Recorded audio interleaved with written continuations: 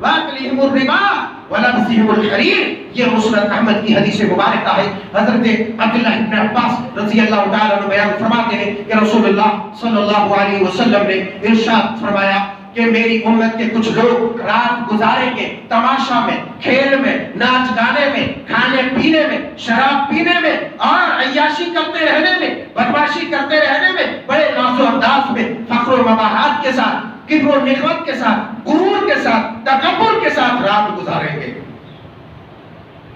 کس کے ساتھ؟ تکبر کے ساتھ. شراب کے جام بھی چلیں گے، دورے چلیں گے، حرام کام بھی ہوگا، کھیل بھی ہوگا. ہوتا ہے نا کھیل، تاشے چلتے ہیں رات رات پر، شراب کا جام بازو میں رکھا رہتا ہے، شراب پیا جاتا ہے اور تالیاں اور کہے اور پتہ نہیں کون کون سے کھیل اللہ اللہ کون کون سے کھیل میں مبتلا رہتے.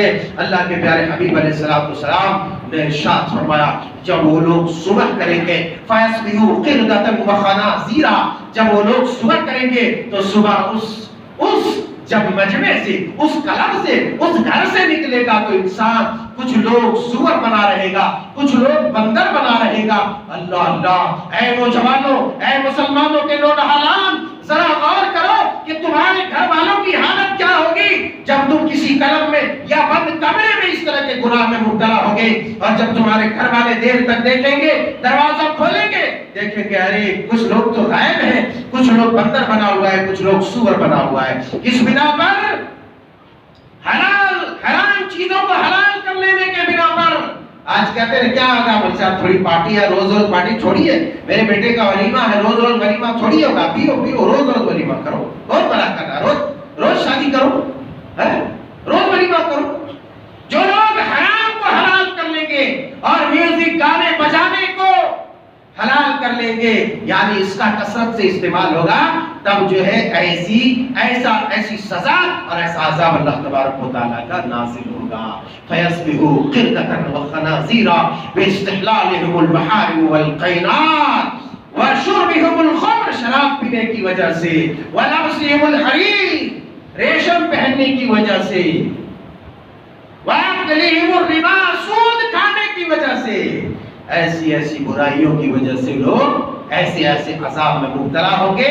اور یہ ساری بیماریاں جب ہوں گی جب قیامت قریب ہوگی. لہذا ضرورت ہمیں اس بات کی ہے کہ ہم دیکھیں ہم کیا کر رہے ہیں، ہماری نسلیں کیا کر رہی ہے، ہماری اولاد کیا کر رہی ہے. اللہ والوں، جب یہ دھسنے کا سلسلہ جاری ہوگا تو اللہ کے پیارے حبیب علیہ الصلوۃ والسلام فرماتے ہیں کہ لوگ اس قدر پوری بستی کے بستی دھسا دیے جائیں گے. بعض دفعہ کیا حضرت عائشہ رضی اللہ تعالیٰ عنہ والی حدیث میں آپ نے سنا، حضرت ام المومنین نے کہا اللہ کے رسول ہمارے بیچ نیک لوگ رہیں گے تب بھی، ہاں تب بھی پتہ یہ چلا دوسری روایتوں سے یہ بات اور مضبوط ہوئی، مؤکد ہوئی کہ آپ نے فرمایا کہ پوری بستی کی بستی دھسا دیے جائیں گے. ارے نادانو، ارے بدبختو، تم گناہ کرو بیچارے اپنے گھر والوں دوسرے محلے والوں کو کیوں ستاؤ گے، کیوں عذاب میں مبتلا کرو گے؟ کم از کم اس کا تو خیال کرو کہ خود بھی بچو اور اپنے جو ہے سماج والوں کو بھی بچاؤ. ایک بھی لوگ باقی نہیں رہے. بعض لوگ چرچے کر رہے ہیں فلاں بستی میں کوئی لوگ نہیں ہے، کوئی نہیں ہے، پتہ یہ چلے گا کہ سب تباہ ہو گیا، فنا ہو گیا، بستی جو ہے دھس گئی، بستی جو ہے سور بن گئی، بستی جو ہے بندر بن گئی. اللہ جل شانہ سبحانہ و تعالیٰ سے دعا ہے کہ مولا کریم اللہ ہم گنہگار بندوں کو ایسی برائیوں سے محفوظ رکھ اور ایسے عذاب اور ایسی اپنی گرفت سے محفوظ رکھ. آمین. تقبل یا رب العالمین. وآخر دعوانا الحمدللہ.